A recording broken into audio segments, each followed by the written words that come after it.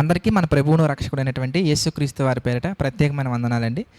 ప్రియులారా, యేసుక్రీస్తు వారు సిలువలో పలికినటువంటి 7 మాటలలో 4వ మాటనే మనం చూద్దాం. మత్తయి సువార్త 27వ అధ్యాయం మనం చూస్తే 41వ వచనం. మత్తయి సువార్త 27వ అధ్యాయము 46వ వచనం మనం చూస్తే, ఇంచుమించు 3 గంటలప్పుడు యేసు ఏలీ ఏలీ లామా సబక్తాని అని బిగ్గరగా కేకవేసెను.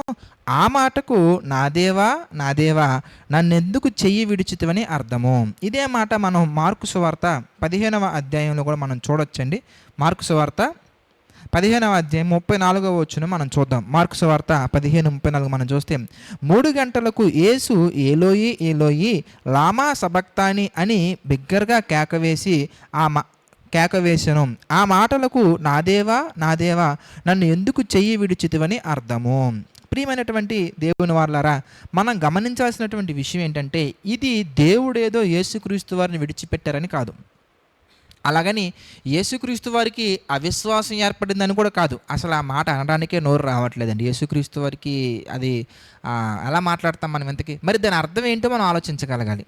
ఏంటి ఇంతకీ అని మనం ఆలోచించినట్లయితే, సహజంగా ఆయన పలికినటువంటి 7 మాటలలో కూడా ఇది కొంచెం చాలామందికి ట్రిక్కీగా అర్థమయ్యి అర్థం కానట్టుగా ఉంటుంది. కనుక దీని గురించి తెలుసుకునే ప్రయత్నం మనం చేద్దాం. దేవుడు మరి యేసుక్రీస్తు వారు ఈ మాట అనడానికి గల కారణం ఏంటి అంటే, తండ్రి మీద నమ్మకం లేక అన్నారా, లేదంటే కనుక దేవుడి మీద అవిశ్వాసంతో అన్నారా, లేదంటే కనుక ఎందుకు అన్నారని మనం ఆలోచించగలగాలి.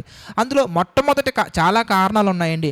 అందులో మొట్టమొదటి రీజన్ ఏంటి ఇంతకీ, మొట్టమొదటి కారణం ఏంటి ఎందుకనగానే 22వ కీర్తనలో ఉన్నటువంటి సబ్జెక్ట్ అంతా కూడా ఇక్కడ అది ప్రవచనం. 22వ కీర్తనలో మాట్లాడబడినటువంటి విషయాలన్నీ ప్రవచనాలు, అవన్నీ కూడా ఇక్కడ నెరవేర్పు జరిగాయి. ఇది మొట్టమొదటిదండి. అంటే ఆయన గురించి రాయబడినటువంటి మాటలన్నీ కూడా నెరవేర్పు జరుగుతూ వచ్చే కనుక ఆ నెరవేర్పులో భాగంగా ఇది జరిగింది. అంటే యేసుక్రీస్తు వారు పరలోకాన్ని విడిచి ఈ భూమి మీదకి రావాల్సిన అవసరం లేదు.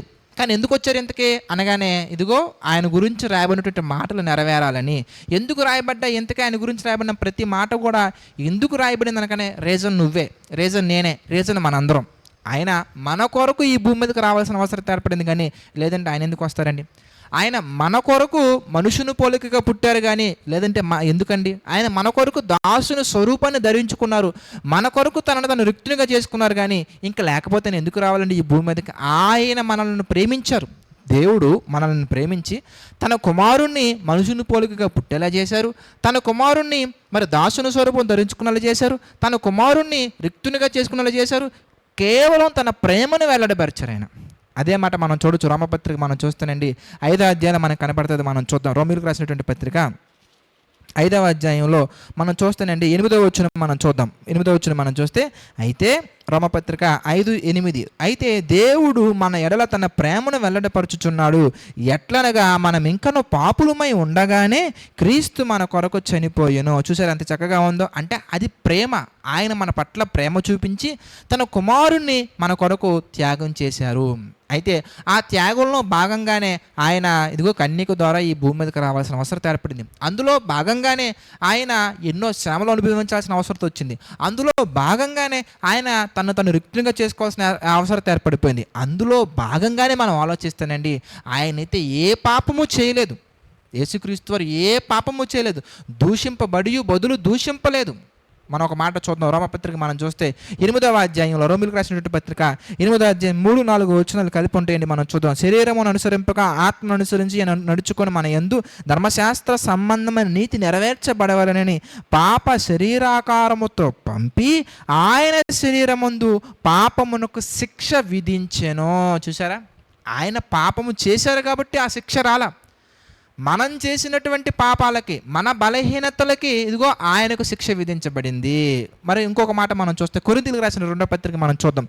2వ కొరింథీ పత్రిక 5వ అధ్యాయం కనుక మనం ఆలోచించినట్లయితే 21వ వచనం మనం చూద్దాం. 2వ కొరింథీ పత్రిక 5వ అధ్యాయము 21వ వచనం మనం చూద్దాం. ఎందుకనగా మనం ఆయన యందు దేవుని నీతి అగునట్లు పాపమెరుగని ఆయనను మన కోసము పాపముగా చేసెను. ఇంకా చాలా సందర్భం మనకు కనబడుతుంటాయండి. మన బలహీనతల కొరకై ఆయనకు శిక్ష విధింపబడెను. కనుక ఆ పాపమెరుగని ఆయనకు శిక్ష మనం చేసినటువంటి పాపములకు శిక్ష విధించబడింది. కనుక ఆ మాట నెరవేర్పులో భాగంగా యేసుక్రీస్తు అలా మాట్లాడడం జరిగింది. వాస్తవంగా ఆలోచిస్తానండి, ఎవరైతే పాపము చేస్తారో వారు దేవునికి శత్రువులుగా మారతారు. యాకోబు పత్రికలో మనం చూడొచ్చు. యాకోబు పత్రిక 4వ అధ్యాయము 4వ వచనం మనం చూస్తే కనుక చూడండి. యాకోబు పత్రిక 4వ అధ్యాయము 4వ వచనం మనం చూద్దాం. వ్యభిచారులారా, ఈ లోక స్నేహము దేవునితో వైరమని మీరు ఎరుగరా? కాబట్టి ఎవడు లోకమునతో స్నేహము చేయగోరునో వాడు దేవునికి శత్రువగును. కనుక మనం దేవునికి శత్రువులుగా మారిపోయినటువంటి పరిస్థితుల్లో ఉన్నప్పుడు మన యొక్క పాపానికి శిక్ష యేసుక్రీస్తు వారి యందు విధించబడటం జరిగింది. కనుక మనం చేసే ప్రతి పాపానికి పరిహారంగా, పాప పరిహారార్థ బలిగా పాత నిబంధన కాలంలో మనం చూడొచ్చండి. మనుషులు చేసిన పాపాలకి బలులుగా గొర్రెలను మేకలను ఇవ్వటం చూసాం మనం. అది సంపూర్ణ సిద్ధి కలుగ చేయనందున ఛాయారూపకంగా మనకున్నవి అక్కడ. కానీ కొత్త నిబంధనలకు వచ్చేసరికల్లా మనందరం చేసిన పాపాలకు ఒకేసారి బలి, అది యేసుక్రీస్తు వారి యొక్క మరణం. కనుక లోక పాపమును మోసుకొని పోవు దేవుని గొర్రెపిల్ల. కనుక ఆయన శరీరమందు మన పాపములకు శిక్ష విధించబడింది. కనుక అంటే మరి ఆ శిక్ష విధించబడింది అనే విషయాన్ని మనకు అర్థం అవటానికి చూపించినటువంటి ఆ మాట, ఆ నెరవేర్పు యేసుక్రీస్తు సిలువలో కూడా దానిని మర్చిపోకుండా నెరవేర్చి చూపించారు. ఇక్కడ మనం గమనించాల్సినటువంటి 2 పాయింట్లు. మొట్టమొదటి పాయింట్ ఏంటంటే కనుకనే నీ పాపాలకి నా పాపాలకి మనందరి పాపాలకి యేసుక్రీస్తు వారు మరణించడం జరిగింది. ఆయన దేహమందు మనం దేహంతో చేసిన ప్రతి పాపానికి శిక్ష విధించడం జరిగిందని జ్ఞాపకం ఉంచుకోవాలి. రెండవది, మరి మన పాపాలకి ఆయనకి శిక్ష విధించబడింది, మనం స్వతంత్రులుగా మారాం.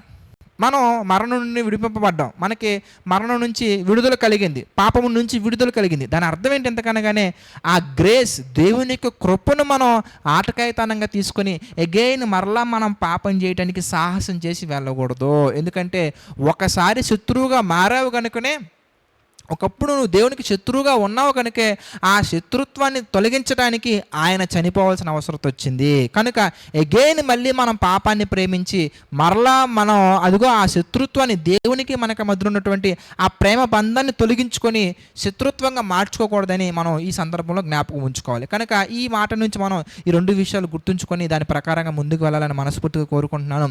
God bless you all.